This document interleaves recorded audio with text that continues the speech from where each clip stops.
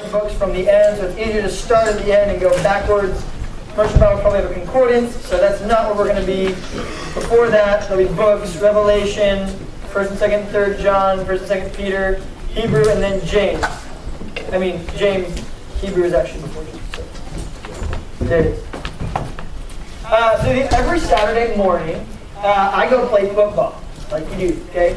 So it's me and about a group of 40 to 50 guys. We get out and we get our football on. So I'm out there this week, and if you guys don't know me very well, I love football. I don't like it, okay? I love it, okay? I'm like what's the guy's name from Ratatouille? The food connoisseur. You're like, I don't like food, I love it. If I don't love it, I don't swallow. Remember that guy? Anton Ego? Thank you. And I just called myself a nerd, because who knows that movie? There you go. I love that movie, though. It's great, right? It's one of the best feature films of all time.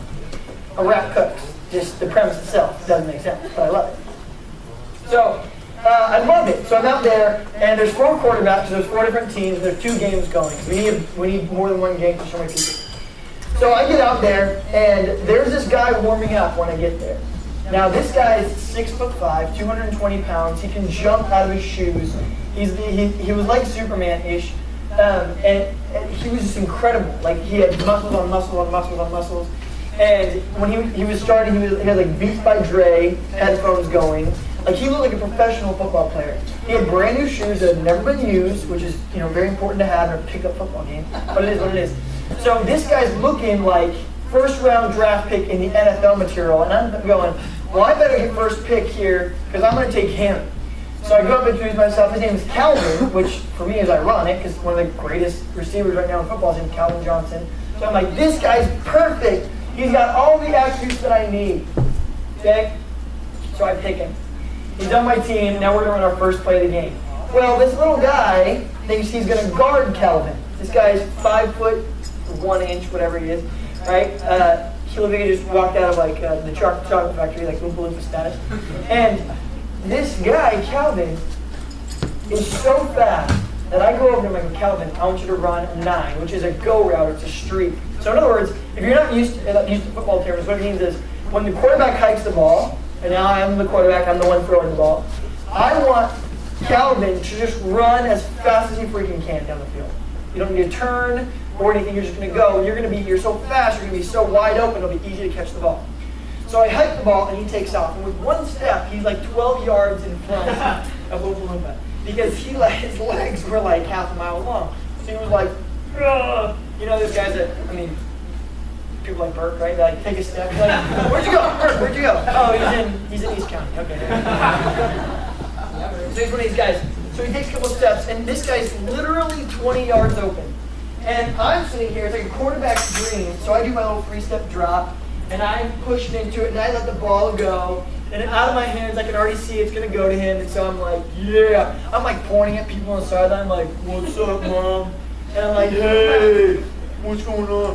And then I'm looking at the linebacker. I'm like, check this out. I'm already walking. I'm like, hey, we're going to go for 2 on this one. We're going to go for 2. Everyone line up for the conversion. And he dropped it. Calvin, 6'5", 220, can run faster than a speeding bullet, leaps tall buildings in a single bound, 1 step into East County, dropped the ball. And I'm like, we all have those days. Michael Jordan misses a jump shot every once in a while. We'll give him a second chance. So I run the same exact play. He drops it again. So well, maybe Calvin's not set up for the deep route. We'll have him run a little quick one. He dropped that one too. After half a dozen throws to this guy, I realized something. Calvin can't catch.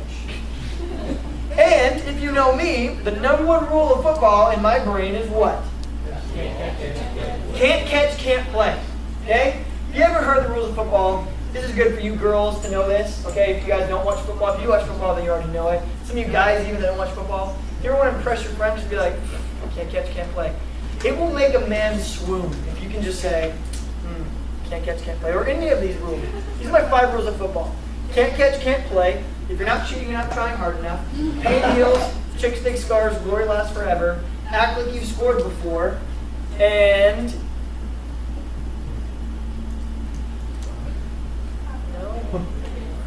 did we talk about this in the last service? I didn't go through the last 5 things. I feel like I did. I guess we'll never know. What you lack in skill, you make up for in intensity. Okay? Whatever you lack in skill, you make up for intensity. Okay? A great example of this is Gabby Novella, who last year at the Hilton Cup was the coolest person on the field, and she goes so hard that you're just like, I think she's the queen of football. Okay? So it doesn't matter how good you are. If you go intense, people don't know what to do. They don't know. Like Erica Stubber. She scared everyone. She went like flavor of love on us. We're like, I'm going to kill you. And I'm like, whoa. Okay? MVP. My wife actually probably MVP. My wife just bulldozed people. And she seemed so angry. It seemed like years of frustration. Might be my fault. I didn't even hear there. So, he missed the #1 rule of football. But he looked like an incredible athlete. If you looked at him from the outside looking in, you would go, this guy's going to be incredible. He's got the look down. He's got the moves. He's stretched in such a way that he put his palms on the ground like this. You're like, why can you do that? When does that come in handy except for showing up? Today we're talking about in James chapter 3, we're talking about this idea of taming the tongue. Okay?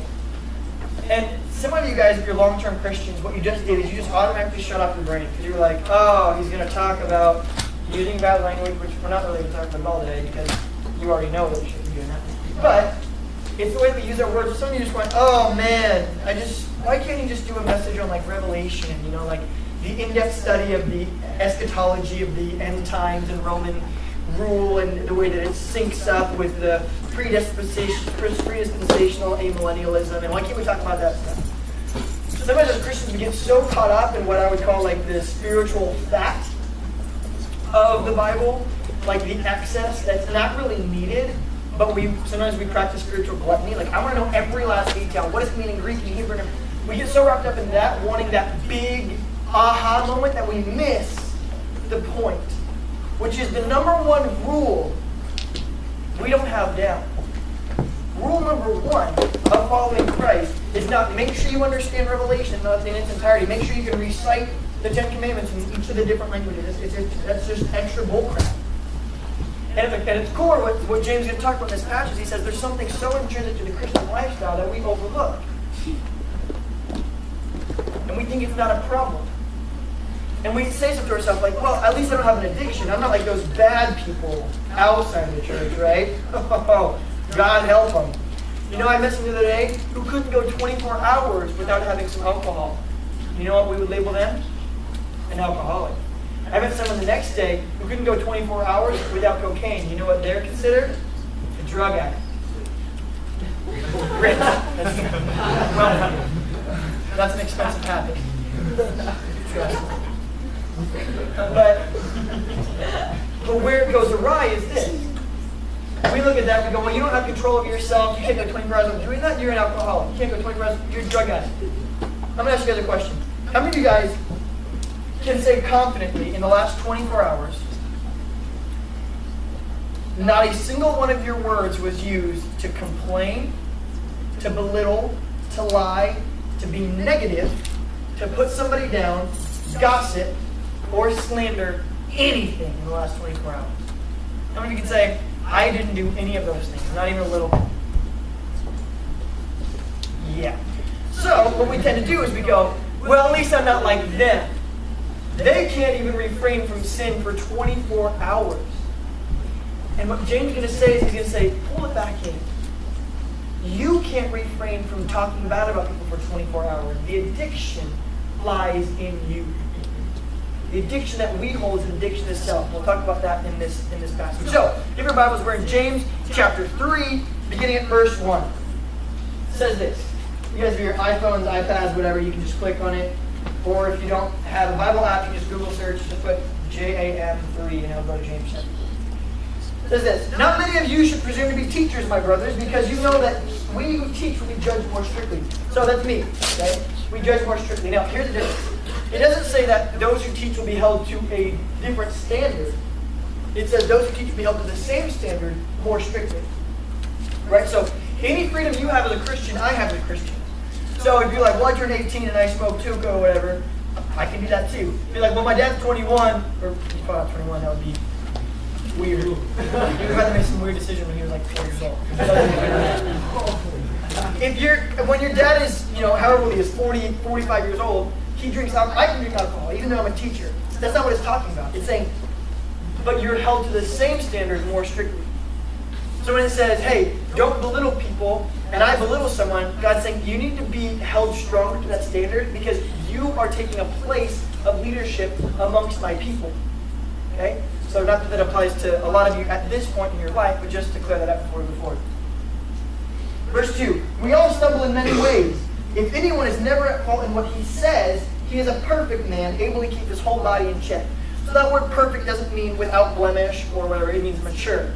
Okay? So in Greek thought, to be mature and perfect were one and the same. Okay? When we put bits into the mouths of horses to make them obey us, we can turn the whole animal. Or take a ship as an example. Although they are so large and are driven by strong winds, they are steered by a very small rudder, wherever the pilot wants to go. Likewise, the tongue is a small part of the body, but it makes great boast. The analogy here is, if you guys have never dealt with horses before, to turn their head, it's not like the bridle is just attached to the horse's head. It's attached inside their mouth. You put it behind their incisor teeth and into the back of their mouth. And then when you turn it, they're like, oh, frick, where are we going? Where are we going? Where are we going? This big old animal that if you just walked out and started pushing it, probably kick you in the face, right? You're like, move, like, and it's going to be dead. But you put a bit in its mouth and turn its head slightly. A child can do this, and the horse is like, here we go, here we go. And it's saying that's the same analogy with us and our tongue. You might be this big, strong, you might have the Beats by Dre, you might have the receiver gloves going, and yet you're controlled by your tongue. So you have all the accidents, all the properties, all the characteristics of a Christian. When you open your mouth, and the way you talk about people or talk down to them or refer to them, would say you're steering yourself in a very different direction. The mouth can be a bridle, can be that bit that changes the whole direction of who you want to be. Verse 7. All kinds of animals, birds, reptiles, and creatures of the sea are being tamed and have been tamed by man. But no man can tame the tongue. Circle, highlight, underline, no man.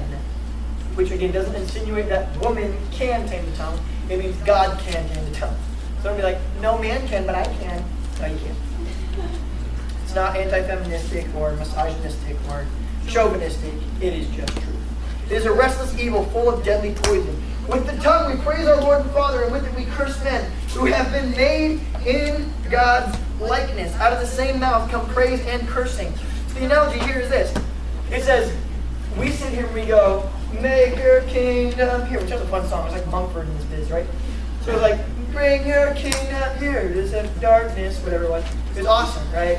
Give me faith to trust what you say. Oh, God, you're so great. God, you're so awesome. You're so beautiful. And then we stop singing. We turn to a person across the room and go, she is so ugly. She's the worst. And God's going, did you just call me ugly? No. Kingdom here. No, she's ugly. You're beautiful. She's ugly. And God's going, you just called me ugly. No. You missed it again. I called Sally ugly, right? I called Jennifer ugly, not you. It's Jessica, not you. And so God's going, but I made them. So you're saying that I'm ugly? No. Just what you made is ugly. But I made it in my image. Yeah, so you might be a little ugly then. Because she ain't cute. And you guys would get this. If you spent so long on a project, right? So Michaela writes this symphony, like you do, right? She writes this beautiful symphony. And she finishes composing it, and she then performs it with the orchestra of heaven. And she's done, and we go, that sucked. And she starts crying and we go, no, you don't suck. Just what you made sucks. She would still be distraught, wouldn't she? God's saying, it's the same thing with me. You guys think you can belittle and talk down to each other, and I'm not going to be offended, even though it's my masterpiece. The poema is what it is in Greek. It's saying, I've made each of you into a masterpiece. So when you belittle, talk down to, or use my kid that I've made, it's like saying, look, you don't suck. Just your painting that took you years sucks. It's not that you suck. It's that your poem sucks. It's that your symphony sucks. It's that your movie sucks. That you spent and put all your heart and energy into. I was like, it's the same thing. Okay? You can't say you can have both ways, right? You can't be kind of pregnant. It's either one or the other. Either you worship me in the way you talk to me and everyone, or you're cursing me when you curse others. There is no in-between ground. Okay? So that's James chapter 3.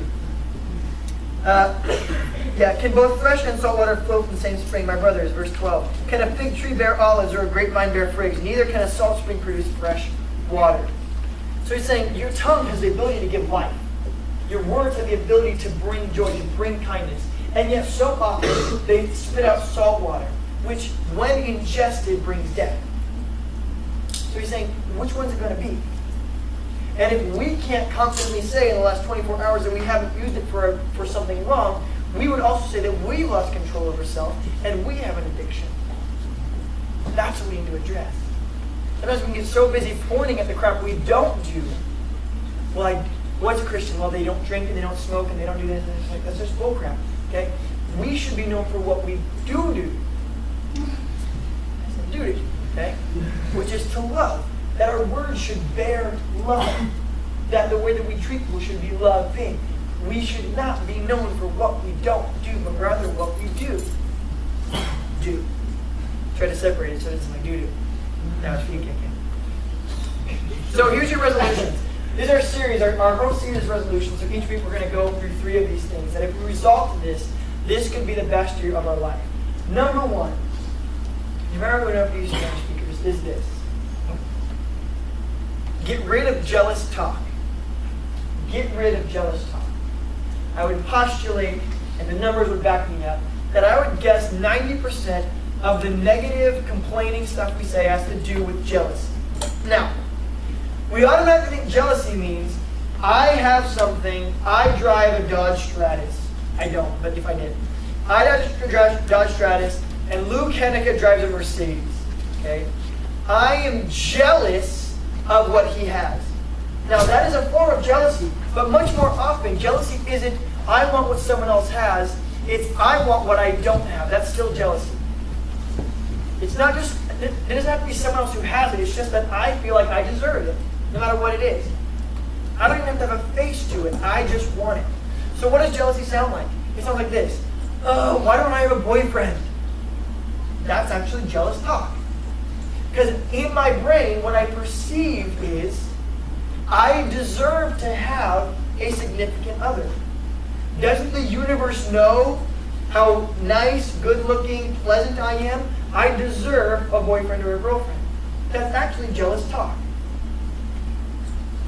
Every time we complain, that is jealousy speaking. It's too hot in here.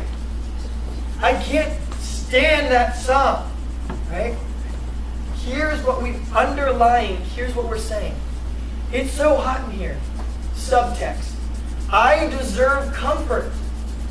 Therefore, when it's not met, I am going to make aware everyone else that I am being mistreated.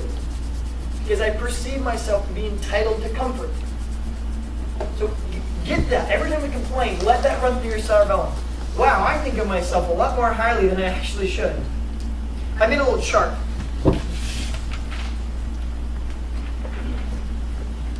I made 2 charts, so I need to fold them in half. This is the first one. Jealousy had a wedding, and jealousy married insecurity. You really can't have one without the other, right? Jealousy is born out of insecurity. Insecurity is born out of jealousy. Okay, if no one else was in the world, you wouldn't be insecure about anything because you have nothing to compare it to. Okay? Jealousy and insecurity are married. They had 3 kids, bouncing baby boys, and their names are weakness, hate, and neurosis. Weakness, hate, and neurosis. So, out of my jealousy and my insecurity, I begin to act a certain way. And the way that I act, the byproduct, if you will, is I act in weakness, right? Which is to engage in self-loathing. Oh, woe is me. I can't even help myself. I have no control over my situation. That's called weakness.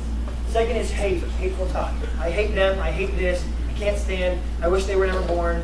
I want to kill them when they sleep, right? That's hateful talk, okay?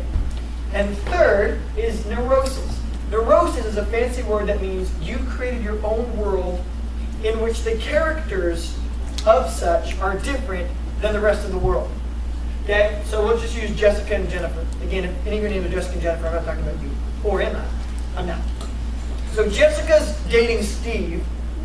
Steve breaks up with Jessica to go date Jennifer. And now Jessica becomes neurotic. Neurotic means she's made her own little world. It's like a reality TV show, but it's reality. And in her show, the main characters are now Jessica and Steve. So while everyone else is going about their day, and they're in history class and learning about the Emancipation Proclamation, that's actually not a rap song, it's something that happened in the 1800s. They're learning all this, like, oh, this is great information. Jennifer is sitting in the corner going, ugh, Jessica wore green today. That was the third day in a row she wore green. Steve looks like a homeless guy today. Why doesn't he shave? Right, and you walk in, you're like, hey, what did you learn in history? And she's like, Steve is not right for her. Steve used blue pens and she uses black pens. They're never going to mix. You're like, wait a minute, what? I was talking about the Emancipation Proclamation. What, you ever got this? People tell you that they're over something, which is a really big indicator that they're not. And it was like, no, whatever, I'm over it. Like, I hate her. Like, it bugs me every day, but I'm over it. That's like saying, I'm so lazy. Like, if you have to tell someone that you are, you're probably not, right? Don't worry, I'm in control. The only reason you say that is if you're not, and you want to put people at ease, okay? There's a lot of things that go on that same vein of thought. Don't worry, I'm humble. In fact, I'm probably the humblest person here. I'm humbler than you are. In just saying that, you have told everyone that you're not. But I'm definitely humbler than you, right? I'm so much humbler than him. I've just told you that I'm not. I perceive myself as higher than I am. So if you guys want to make another chart, you can write view of self, colon, okay, 2 dots. You don't draw a colon, like a colon, because that would be graphic and would take a long time. View of self, colon, too high, accurate, and too low. Little chart right here. Too high, accurate. I feel like this is one of the things where like I'm reading to you in 2nd grade. And the cat had feline AIDS. Ding! Can you turn the page? Feline AIDS is the #1 killer of domestic cats. You guys don't know that? Now you know. Too high, accurate, too low. Google it. Don't Google image it. Google it. So view of self too high. That little line goes after, if I view myself too highly, that leads to pride and jealousy. Okay? I perceive myself as deserving more than I have, therefore I will complain, I will be negative, and I will be jealous. If I view myself too low, that leads to self-deprecation. Right? Woe is me, the world is against me, everyone hates me, I think I'll go eat worms, that whole jazz, right? You ever heard that song? Nobody likes me, everybody hates me, I guess I'll go eat worms. Really? Oh, it's a song I wrote last night. Just kidding. Oh, we're That's that. So the middle one is accurate. So when Philippians 2 talks about humility, it's like the humility chapter of the Bible. It says, if you are a follower of Christ, you should have the same attitude as that of Christ, who, being in very nature God, did not count equality with God something to be grasped, but instead made himself nothing. It said, each of you should not think of yourselves more highly than you ought to. But that doesn't mean to think of yourself more lowly than you ought to, because that has a whole other list of problems. You should view yourself accurately. Accuracy in judgment of self leads to humility, which leads to service. So if I have an accurate view of self, I do 2 things. 1, that my time is worth something, and that my time can be used to help other people. But 2, I'm not too big to get down and get dirty and help people. If I need to change something, if I need to help change a tire, if I need, whatever it might be, I can help. That's an accurate view of self. So number 1, get rid of jealous talk. James 3:14 and 15 is going to back that up. It's just a few verses later where we're reading. But if you have bitter jealousy and selfish ambition in your hearts, do not boast and be false to the truth. This is not the wisdom that comes down from heaven, but is earthly, unspiritual, and demonic. Okay? That's pretty intense. When you throw demons in there, that's next level. Okay? So that's number 1. Number 2, the way to tame the tongue practically speaking, to have the best 2015 possible is this.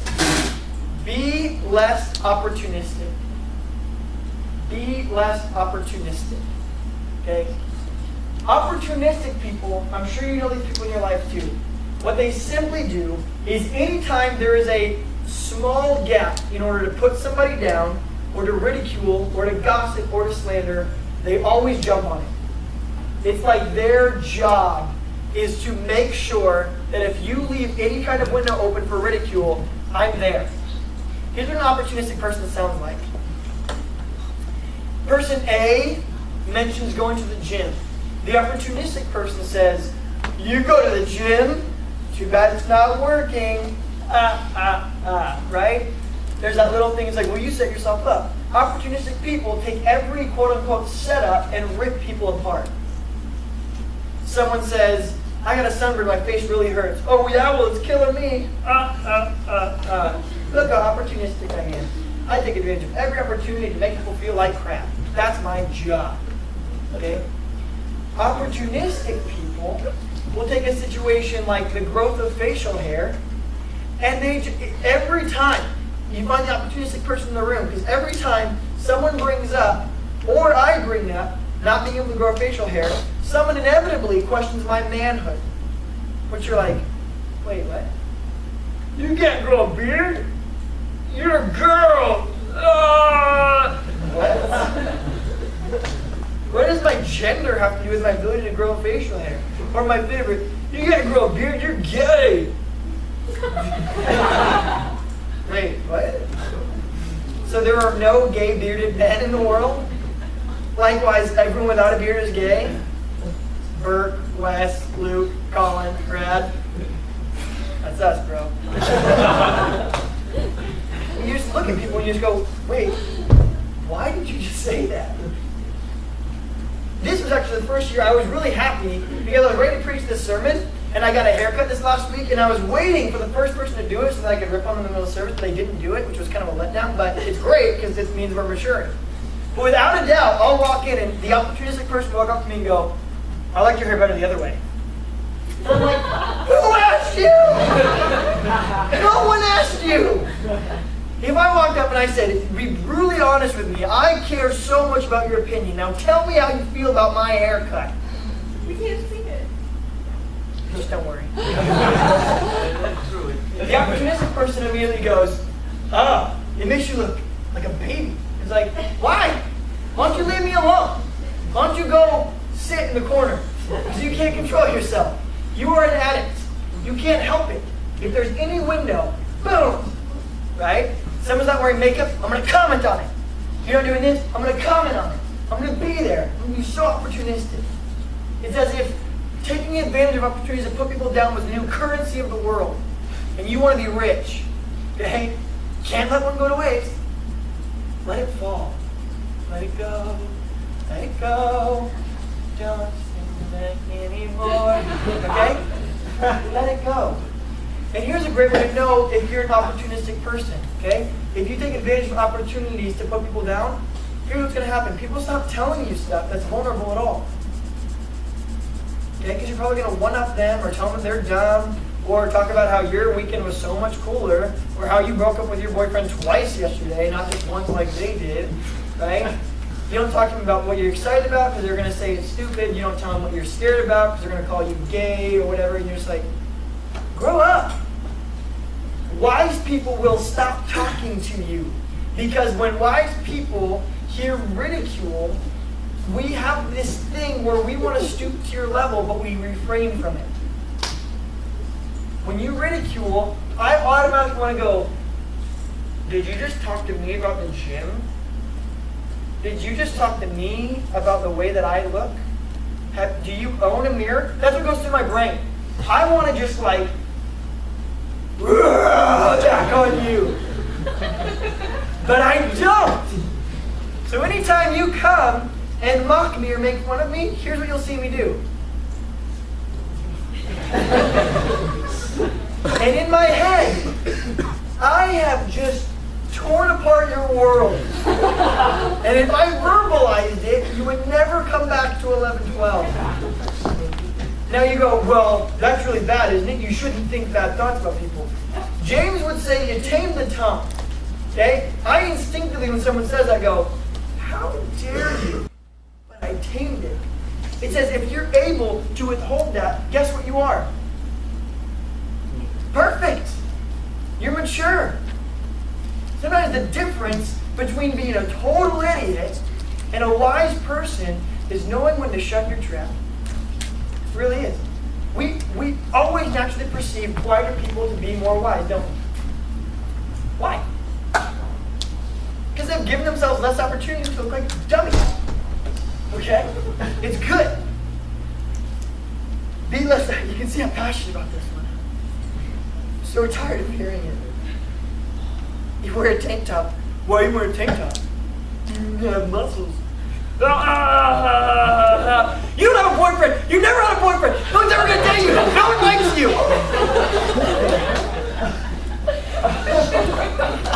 He said to himself internally. Oh, man. I don't think that line of thinking. I generally just say, why are you talking to me? That's what I say in my head. Who are you? I don't even like you because you're mean. A couple of quotes that go along with this. Abraham Lincoln said, "It is better to be thought a fool than to open one's mouth and remove all doubt." It's better to be thought a fool than to open your mouth and remove all doubt from everyone. Some of you are like, is he smart or is he dumb? Rah, rah, rah. He's dumb. Thank you very much. Good. Put you in my little box now. Okay? Did that quote blow your mind? Abraham Lincoln didn't blow your mind. Whatever.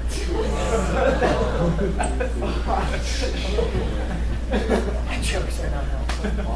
It is better to be thought a fool than to open one's mouth and remove all doubt. That's a terrible thing to say. See? I'm telling you. I need to work on this too. Is it bad that when I read that, the first thing I thought was mind blowing? Okay. Those of you who haven't taken history, Abraham Lincoln was shot in the Ford Theater. It's not like Santa Claus. I didn't do anything. It's history. It's like, are you saying he's dead? Yeah, he's dead. Not like evil. All right. Also, if you guys have your Bibles, open to Proverbs chapter 29. Proverbs 29. Is that my mic making that sound? Chill. No. Turn it on. I don't think it's on. It's not loud. Proverbs 29.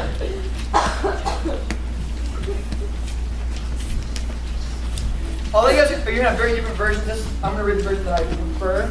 But this is a great section to highlight, circle, underline, mark up, say the date in which we talked about this, write any other notes that you have beside it, because this is going to carry out the rest of your life.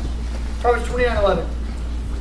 A fool gives full utterance to his words, but a wise man holds his tongue. A fool, in other words, a fool just keeps talking. Everything they think, it comes out, right? Here's what I think, here's what I say. There is no filter between the two. Because a wise man's able to hold his tongue. Okay? There's a quote that I was thinking of the other day when I was preparing this sermon, and I think it works. I thought of this kind of analogy, is silence is the sleep that wisdom requires. Okay? Silence, it's like the dormant sleep period. Just like humans need that to be rejuvenated and to come up with great ideas and whatever. Silence acts like that for wisdom. Without silence, no one ever came up with the theory of relativity. If you're going, you ought to know what I think about the world, blah, blah, blah, blah, blah. Oh, relativity, right, is in silence, okay, in reflection. I'm pretty sure Shakespeare never had a group together and said, hey, today we're going to write a sonnet, okay? Today we're going to write Macbeth. Today we're going to write Hamlet. To be or not to be, that is the question. There's no one mind accept those things in our righteous fortune. He didn't say it out loud. It was in his thoughts, okay? He holds his tongue. He thinks about it, and wisdom comes forth. Silence is the sleep that wisdom demands. So that's it. Look, get rid of jealous talk, be less opportunistic, and third, and finally, very quickly, is Be a catalyst of confidence for others. If words have this power, they also have the power in its antithesis. It has the power to tear down and to burn and to destroy. It also has the power to build up and to encourage and to give life. What if we committed not just to not complaining, not just not to belittling, but instead to bringing others up? We would change everything. And the problem is with so many people, they're like, well, I invite my friend to church, but he doesn't come. He doesn't come probably for this reason, because Christians have lost the first rule of football, as it were, for Christianity, which is watch what you say. It's like this. We sit here and we go, well, look, I'm worshiping, and I went to small group and everything, but not using your language the way that you should, or belittling the way you talk about others, God's image bearers, force people to go, you can't even catch. I'm not drafting you. Yeah, you look like a Christian. You stretch like a Christian. You have the beats by Dre like a Christian. But when anyone throws you the ball, proverbially speaking, you drop it. When anyone brings up someone behind their back, you engage. So your whole mantra says, I follow Jesus, but I'm pretty sure Jesus wasn't in to talk behind people's back and belittling them. So I'm confused by who you follow. We have to gain back rule number one. That we are able to sit on the stage and go, 24 hours, haven't done it once. In fact, I've been a catalyst of confidence for others. Because until we do that, we can't point our finger at the addict or the alcoholic. Because if we can't refrain from this kind of sin for 24 hours, how can we ask them to refrain from that one when we are the ones that are following Jesus? And if they're not, we don't even hold up to any standard. But we're so busy getting spiritual gluttony. I want to find out the eschatology of Revelation, find out the predispensational amillennialism of the end times, that we forget, wow, I don't know how to talk to people in a way that's appropriate. But if we commit to this, 24 hours at a time, that is my challenge to you. Not because words are the be-all and the end-all, but because words in Matthew 12:34, it's easy to remember because it's 1, 2, 3, 4, says this. Jesus is speaking, he says, out of the overflow of the heart, the mouth speaks. So the concern is less that you're using bad language, it's that your bad language is coming from a bad heart. If you're negative, you have a negative heart. Out of the overflow of what's in here is what comes out here. So the question is, what's broken in here that breaks people here? What's hurt that hurts? That is what we're trying to get to the bottom of. As believers, we need to fix this and fix this, that others will look at us and what we believe and teach and say align. And it's like learning how to catch. May we be worthy of that draft pick, proverbially speaking. Let's pray. God, thanks so much for your goodness, for drafting us, even though at times we miss the first rule. And we're sorry that we can't catch, God, but we want to get better. We want to learn to use words to bring life and light and value and taste to this world, and not to belittle, to tear down, and to hurt. May we, 24 hours at a time, commit to refrain from complaining, from jealous talk, hatred, gossip, lies, slander, and even bad language. That when the world looks at us, we would make sense all across the board. And we pray. Amen. That is my challenge.